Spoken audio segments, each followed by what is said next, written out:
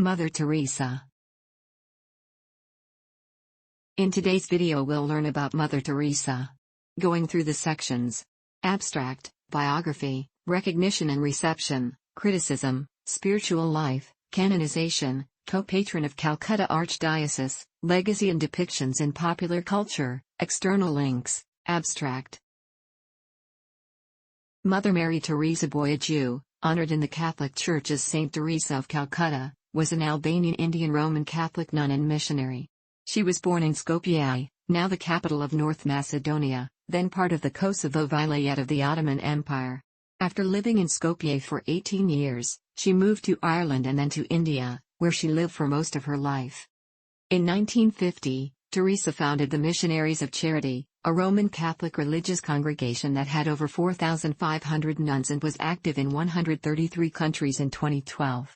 The congregation manages homes for people who are dying of HIV/AIDS, leprosy and tuberculosis.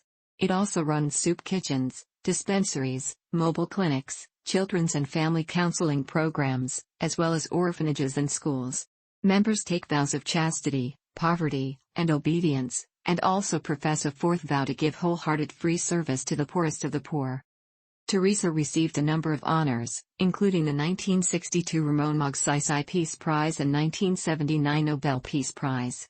She was canonized on September 4, 2016, and the anniversary of her death, 5th of September, is her feast day. A controversial figure during her life and after her death, Teresa was admired by many for her charitable work.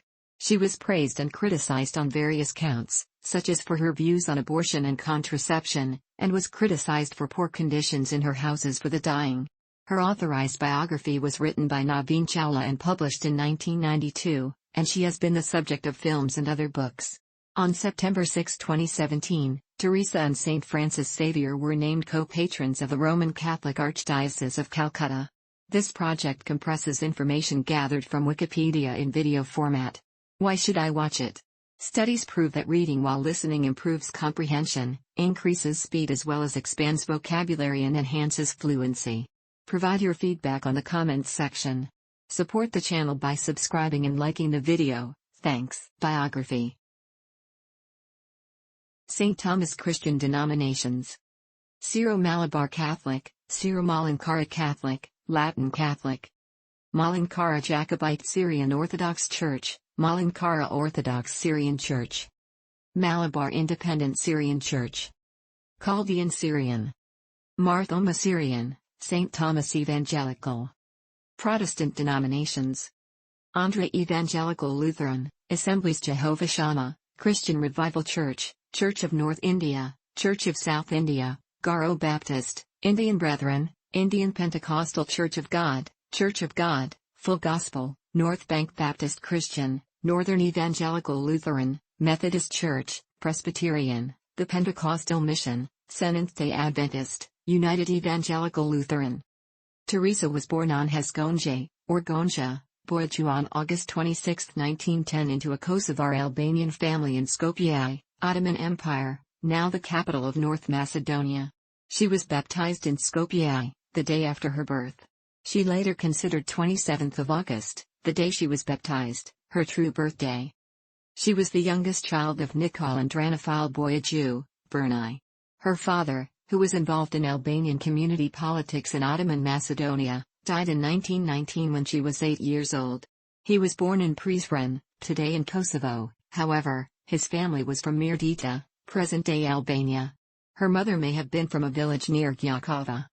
According to a biography by Joan Graf Klukas, Teresa was in her early years when she was fascinated by stories of the lives of missionaries and their service in Bengal. By age 12, she was convinced that she should commit herself to religious life. Her resolve strengthened on August 15, 1928 as she prayed at the shrine of the Black Madonna of Vitina Letnas, where she often went on pilgrimages. Teresa left home in 1928 at age 18 to join the Sisters of Loreto at Loreto Abbey in Rathfarnham, Ireland, to learn English with the intent of becoming a missionary. English was the language of instruction of the Sisters of Loreto in India. She neither saw her mother, nor her sister again. Her family lived in Skopje until 1934, when they moved to Tirana. She arrived in India in 1929 and began her novitiate in Darjeeling, in the lower Himalayas, where she learned Bengali and taught at St. Teresa's school near her convent. Teresa took her first religious vows on May 24, 1931. She chose to be named after Thirstilizu, the patron saint of missionaries, because a nun in the convent had already chosen that name. She opted for its Spanish spelling, Teresa. Teresa took her solemn vows on May 14, 1937 while she was a teacher at the Loreto Convent School in Antali, eastern Calcutta. She served there for nearly 20 years and was appointed its headmistress in 1944. Although Teresa enjoyed teaching at the school, she was increasingly disturbed by the poverty surrounding her in Calcutta. The Bengal famine of 1943 brought misery and death to the city, and the August 1946 Direct Action Day began a period of Muslim-Hindu violence. During this visit to Darjeeling by train, she heard the call of her inner conscience. She felt that she should serve the poor by staying with them. She left the school. In 1950 she founded Missionaries of Charity. She went out to serve humanity with 2 saris with a blue border. On September 10, 1946, Teresa experienced what she later described as the call within the call when she traveled by train to the Loreto Convent in Darjeeling from Calcutta for her annual retreat. I was to lead the convent and help the poor while living among them. It was an order. To fail would have been to break the faith. Joseph Langford later wrote, though no one knew it at the time, Sister Teresa had just become Mother Teresa. She began missionary work with the poor in 1948, replacing her traditional Loreto habit with a simple, white cotton sari with a blue border. Teresa adopted Indian citizenship, spent several months in Patna to receive basic medical training at Holy Family Hospital and ventured into the slums. She founded a school in Moteach Hill, Kolkata, before she began tending to the poor in Hungary. At the beginning of 1949 Teresa was joined in her effort by a group of young women, and she laid the foundation for a new religious community helping the poorest among the poor. Her efforts quickly caught the attention of Indian officials, including the Prime Minister. Teresa wrote in her diary that her first year was fraught with difficulty.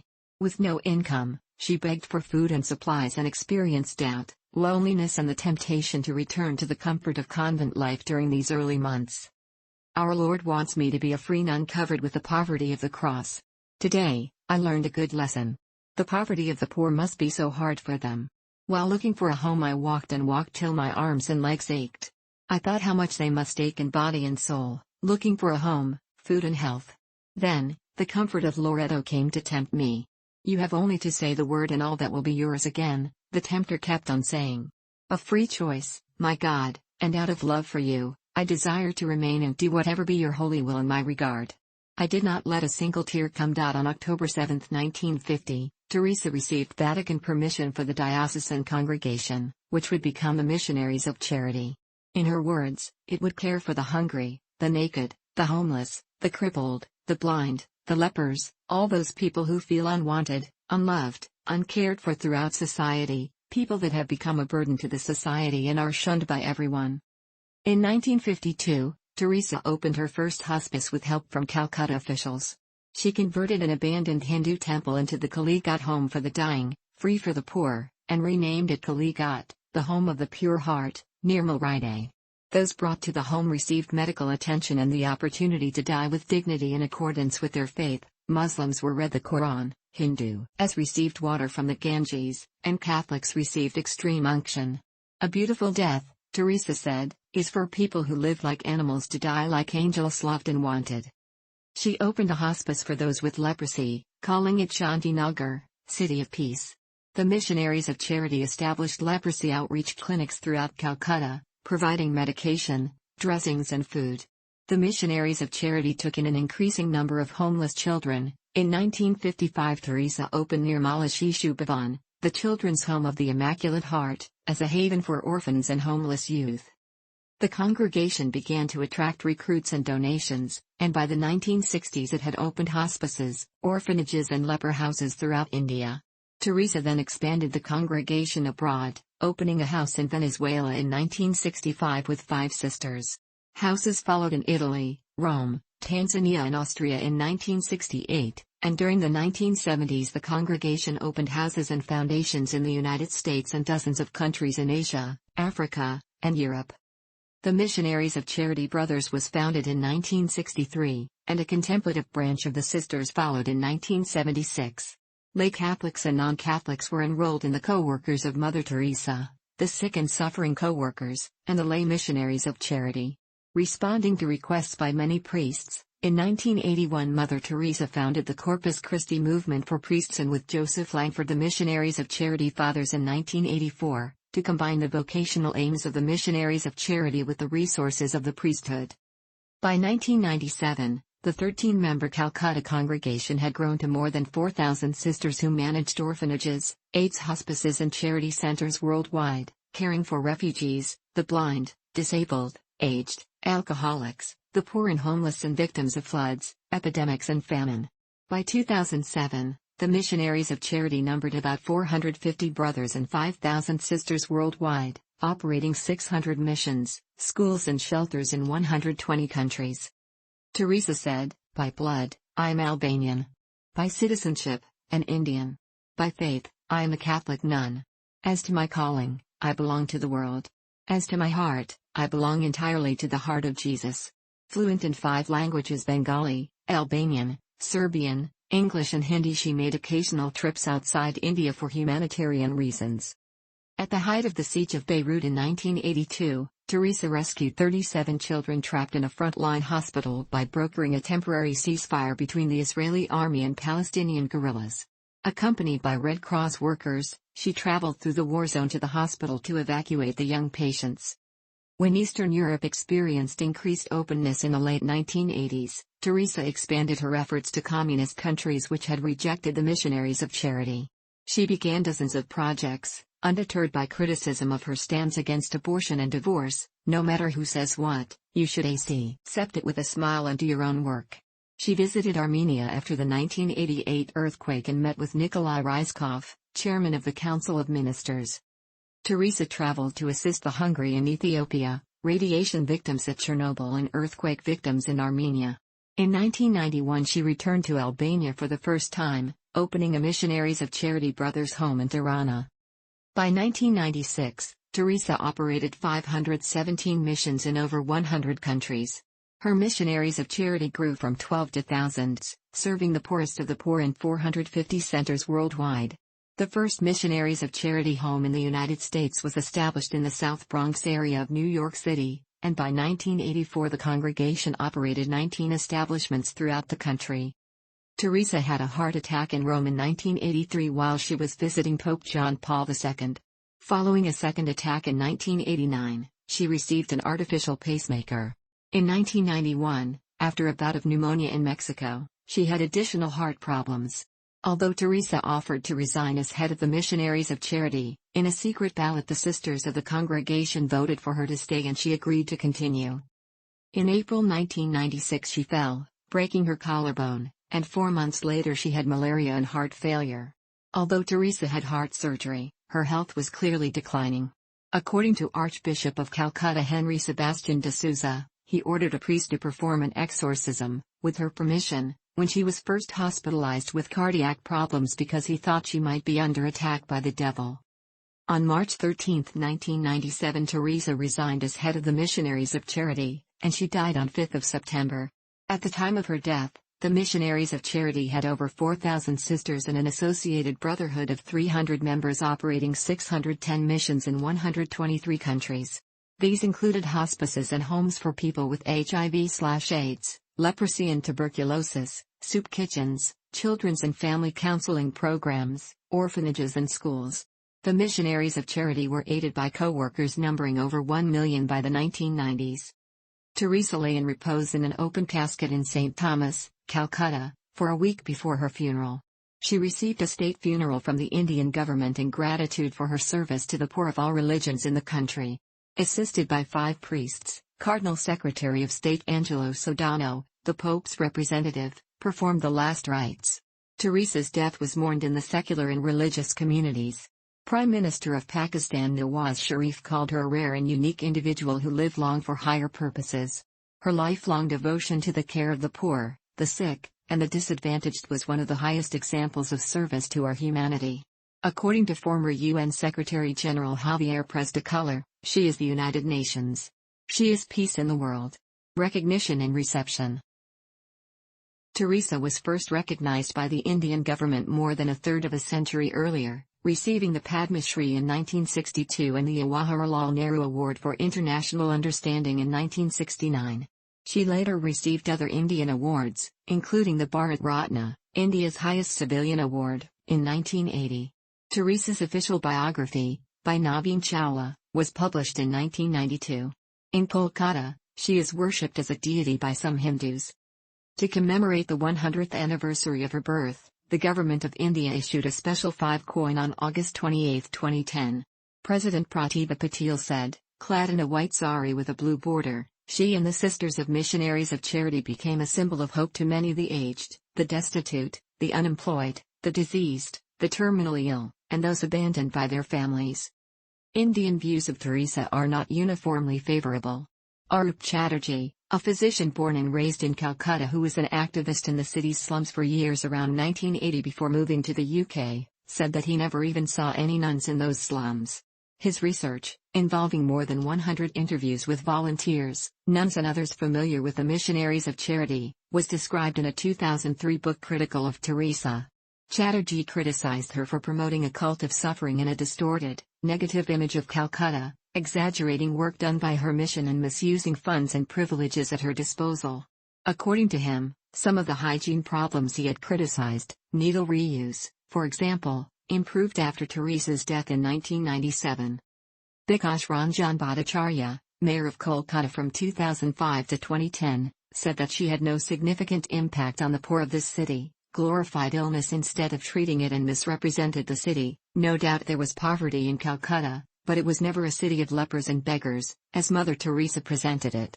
On the Hindu right, the Bharatiya Janata Party clashed with Teresa over the Christian Dalits but praised her in death and sent a representative to her funeral.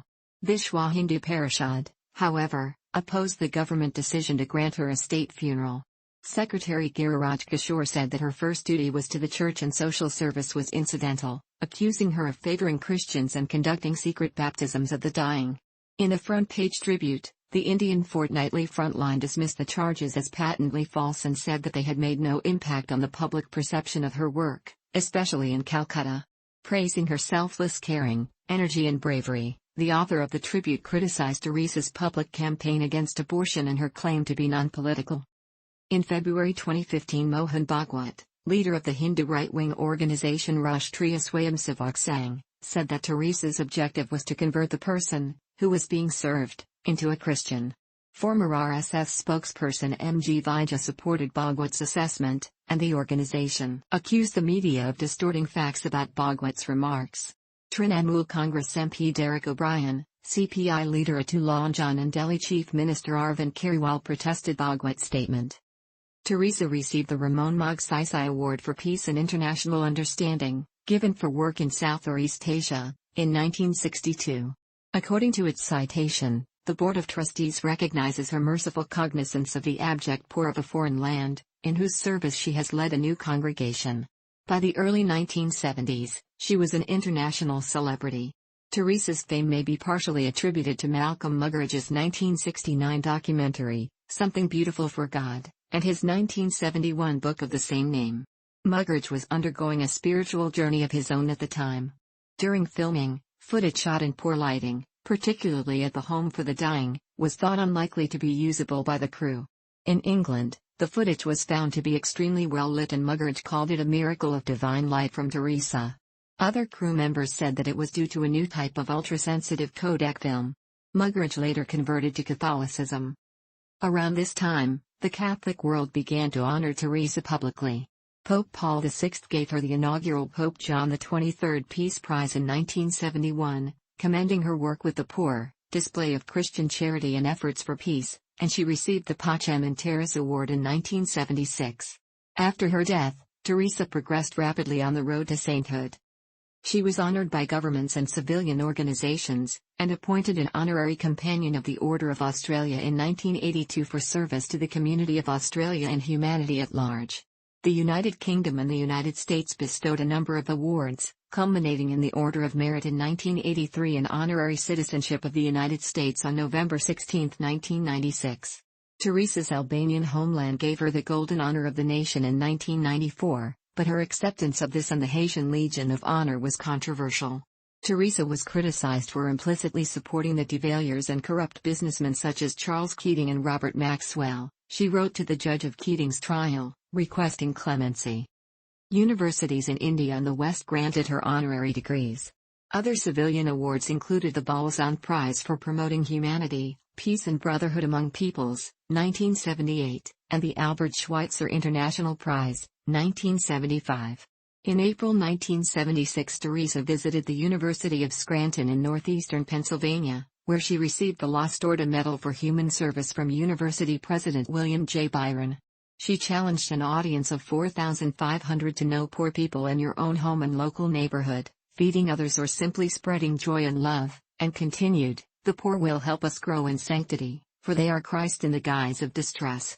In August 1987, Teresa received an honorary Doctor of Social Science degree, in recognition of her service and her ministry to help the destitute and sick, from the university.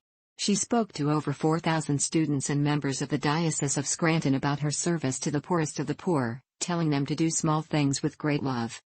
In 1979, Teresa received the Nobel Peace Prize for work undertaken in the struggle to overcome poverty and distress, which also constitutes a threat to peace. She refused the conventional ceremonial banquet for laureates, asking that its $192,000 cost be given to the poor in India and saying that earthly rewards were important only if they helped her to help the world's needy. When Teresa received the prize, she was asked, "What can we do to promote world peace?" She answered, "Go home and love your family." Building on this theme in her Nobel lecture, she said, "Around the world, not only in the poor countries, but I found the poverty of the West so much more difficult to remove. When I pick up a person from the street, hungry, I give him a plate of rice, a piece of bread, I have satisfied. I have removed that hunger. But a person that is shut out, that feels unwanted, unloved, terrified, the person that has been thrown out from society, that poverty is so hurtable and so much, and I find that very difficult." Teresa singled out abortion as the greatest destroyer of peace today. "Because if a mother can kill her own child, what is left for me to kill you and you kill me? There is nothing between." Barbara Smoker of the secular humanist magazine The Freethinker criticized Teresa after the Peace Prize award, saying that her promotion of Catholic moral teachings on abortion and contraception diverted funds from effective methods to solve India's problems. At the Fourth World Conference on Women in Beijing, Teresa said, "Yet we can destroy this gift of motherhood, especially by the evil of abortion, but also by thinking that other things like jobs or positions are more important than loving." During her lifetime, Teresa was among the top 10 women in the annual Gallup's Most Admired Man and Woman poll 18 times, finishing first several times in the 1980s and 1990s. In 1999 she headed Gallup's list of most widely admired people of the 20th century, outpolling all other volunteered answers by a wide margin, and was first in all major demographic categories except the very young. Criticism. According to a paper by Canadian academics Serge Larive, Genevieve Schnard, and Carol Snschel, Teresa's clinics received millions of dollars in donations but lacked medical care, systematic diagnosis, necessary nutrition and sufficient analgesics for those in pain. In the opinion of the three academics, Mother Teresa believed the sick must suffer like Christ on the cross. It was said that the additional money might have transformed the health of the city's poor by creating advanced palliative care facilities. One of Teresa's most outspoken critics was English journalist, literary critic and antitheist Christopher Hitchens, host of the documentary Hell's Angel, 1994, and author of the essay The Missionary Position, Mother Teresa in Theory and Practice, 1995, who wrote in a 2003 article, "This returns us to the medieval corruption of the Church, which sold indulgences to the rich while preaching hellfire and continence to the poor." Was not a friend of the poor. She was a friend of poverty. She said that suffering was a gift from God. She spent her life opposing the only known cure for poverty, which is the empowerment of women and the emancipation of them from a livestock version of compulsory reproduction. He accused her of hypocrisy for choosing advanced treatment for her heart condition. Hitchens said that her intention was not to help people, and that she lied to donors about how their contributions were used.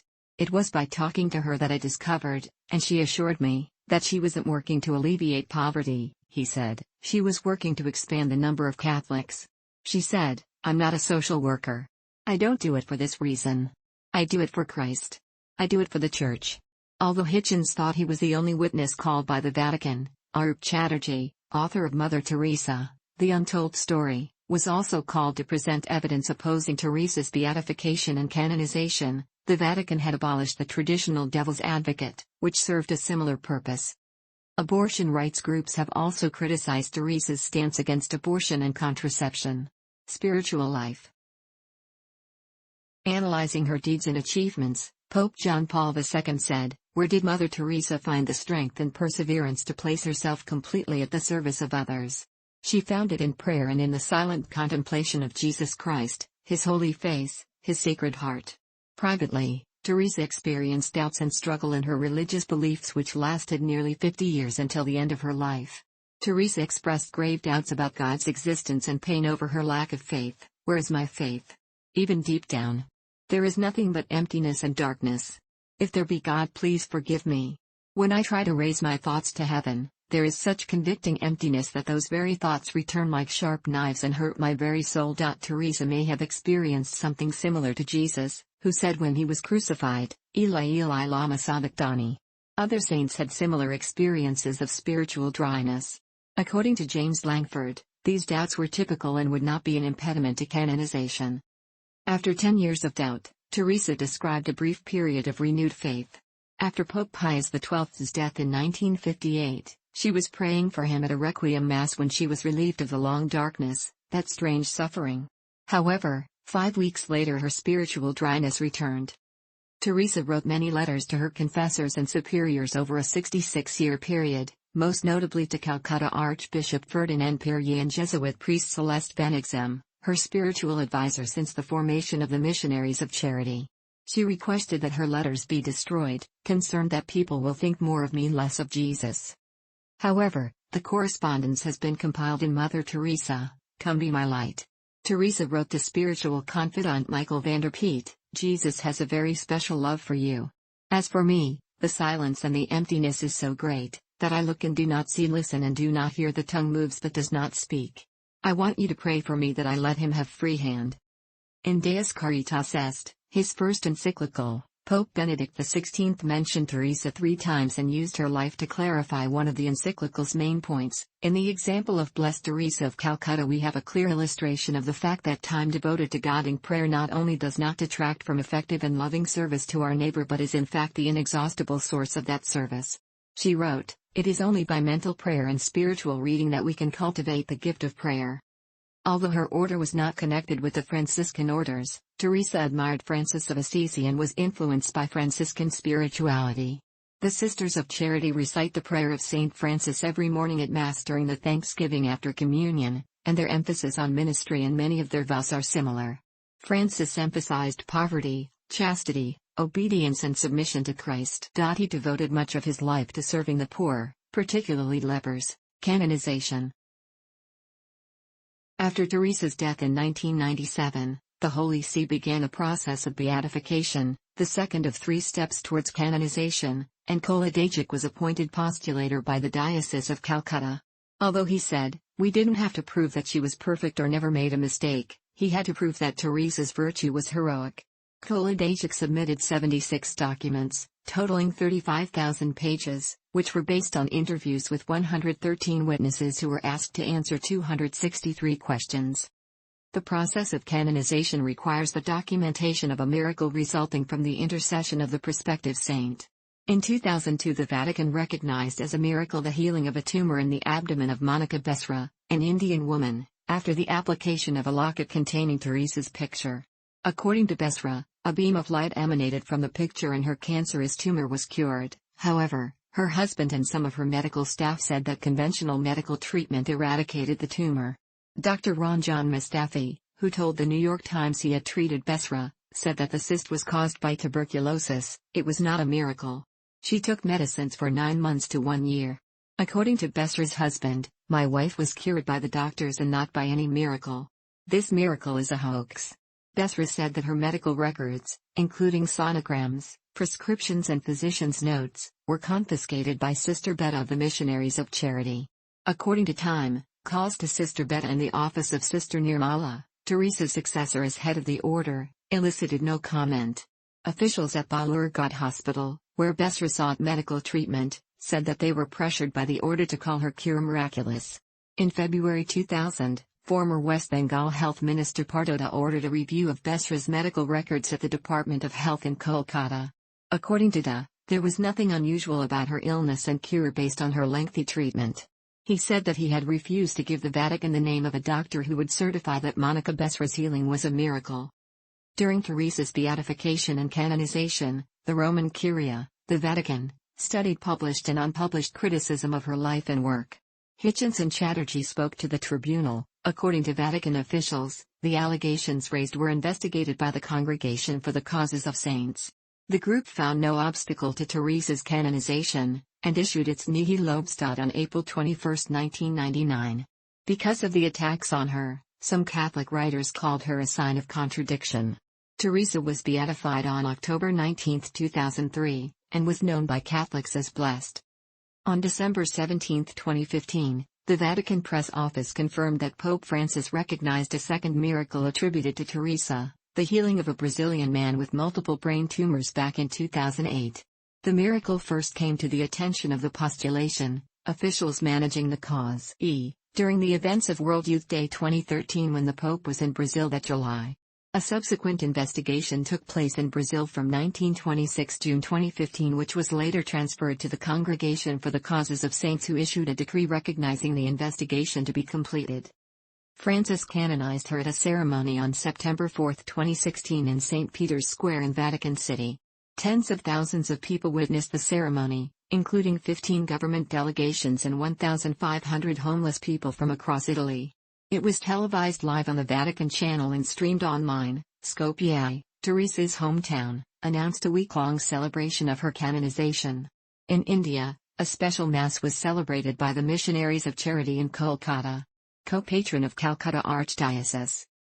On September 4, 2017, during a celebration honoring the first anniversary of her canonization, Sister Mary Prima Pirak, Superior General of the Missionaries of Charity, announced that Teresa would be made the co-patron of the Calcutta Archdiocese during a Mass in the Cathedral of the Most Holy Rosary at 5:30 p.m. on September 6, 2017. On September 5, 2017, Archbishop Thomas de Souza, who serves as head of the Roman Catholic Archdiocese of Calcutta, confirmed that Teresa will be named co-patron of the Calcutta Diocese, alongside Francis Xavier. On September 6, 2017, about 500 people attended the Mass at a cathedral where Dominique Gomez, the local vicar general, read the decree instituting her as the second patron saint of the Archdiocese. The ceremony was also presided over by de Souza and the Vatican's ambassador to India, Giambattista Di Castro, who led the Mass and inaugurated a bronze statue in the Church of Mother Teresa carrying a child. The Roman Catholic Church declared Saint Francis Xavier the first patron saint of Calcutta in 1986. Legacy and depictions in popular culture. Teresa has been commemorated by museums and named the patroness of a number of churches. She has had buildings, roads and complexes named after her, including Albania's International Airport. Mother Teresa Day, 19th of October, is a public holiday in Albania. In 2009, the Memorial House of Mother Teresa was opened in her hometown of Skopje, North Macedonia. The Roman Catholic Cathedral in Pristina, Kosovo, is named in her honor. Its construction, begun in 2011, sparked controversy in Muslim circles who saw it as oversized relative to the number of Catholics in the area. An initiative to erect a monument to Teresa in the town of P, according to activists, 98% Muslim, was opposed by Kosovo Muslims. Mother Teresa Women's University, in Kodaikanal, was established in 1984 as a public university by the government of Tamil Nadu. The Mother Teresa Postgraduate and Research Institute of Health Sciences, in Pondicherry, was established in 1999 by the government of Puducherry. The charitable organization Civilia runs the Mother Teresa Girls' Home, providing poor and orphan girls near the underserved village of Kasuva in Tamil Nadu with free food, clothing, shelter and education. A number of tributes by Teresa's biographer, Naveen Chawla, have appeared in Indian newspapers and magazines. Indian Railways introduced the Mother Express, a new train named after Mother Teresa, on August 26, 2010 to commemorate the centenary of her birth. The Tamil Nadu government organized centenary celebrations honoring Teresa on December 4, 2010 in Chennai, headed by Chief Minister M. Karunanidhi. Beginning on September 5, 2013, the anniversary of her death has been designated the International Day of Charity by the United Nations General Assembly. In 2012, Teresa was ranked number 5 in Outlook India's poll of the greatest Indian. On September 5, 2017, St. Teresa Cathedral, the first Roman Catholic cathedral named in Teresa's honor, was consecrated in Kosovo. The cathedral is also Kosovo's first Roman Catholic cathedral as well.